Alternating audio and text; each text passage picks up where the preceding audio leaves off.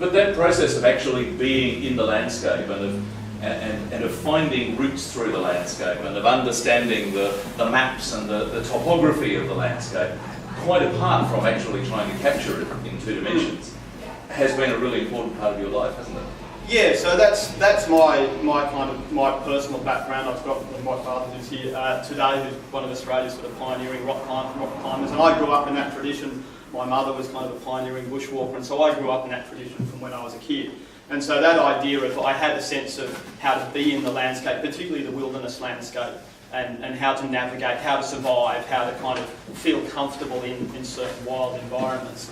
And that, I think, kind of forms how you look. You're in a landscape, you're looking in terms of how you're going to be in it, rather than just looking as a tourist how you're going to see it as a scene. So you can kind of be somewhere and the far off mountain peak doesn't just feel like, well, that looks nice. It's like, well, how do you get from there to there? How do you move around that? How do you kind of like engage with it? So I think that background filtered into how I work. And so what were some of the art traditions, the schools that you started exploring either as a student or beyond, that allowed you to bring together that kind of essence for the landscape? What were some of the landscape traditions that made sense to you? Well, I guess what worked out, and this took me a while to work out, and this wasn't until well after I'd left art school that I kind of worked out how a number of different traditions came together. Because I guess what I was saying is I inherited that romantic tradition, and then felt somewhat like, well, we're in a postmodern period. We can't really get into the sublime. That's kind of embarrassing. We have to critique it.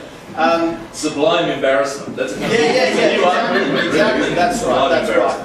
And I knew I wasn't engaging with it on that level. So I come from that tradition. But then the expressionist tradition, which kind of, there's an English component to and a Northern European component to, that influenced me as well.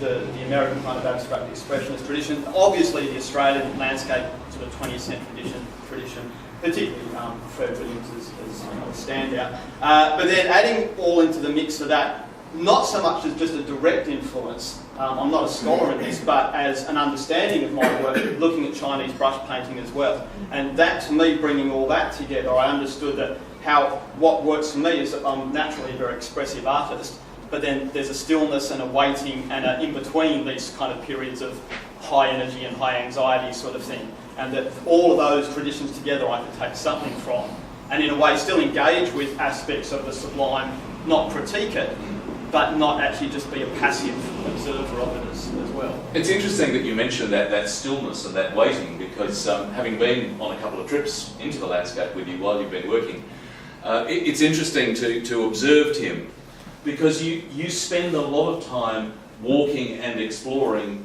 and actually not painting or drawing. And then something seems to happen.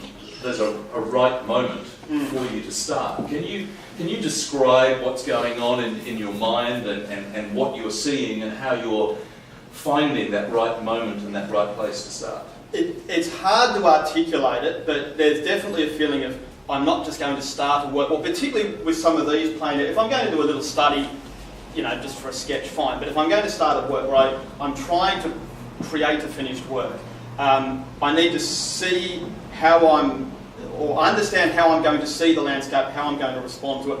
And in the sublime tradition, it's the Edmund Burke sort of quote, the beautiful terror of the landscape. Now that relates to kind of a religious overview, but just that sense of being not necessarily on these trips because we never are that far away, but being in the genuine wilderness environment, being a long way away from everyone and everything, and a sense of aloneness and a sense of being by yourself that does give rise, I think, to a level of anxiety. At the same time, you're absolutely loving it, and like this is where you want to be. And I think that combined, like a sense of, and it seems completely schizophrenic.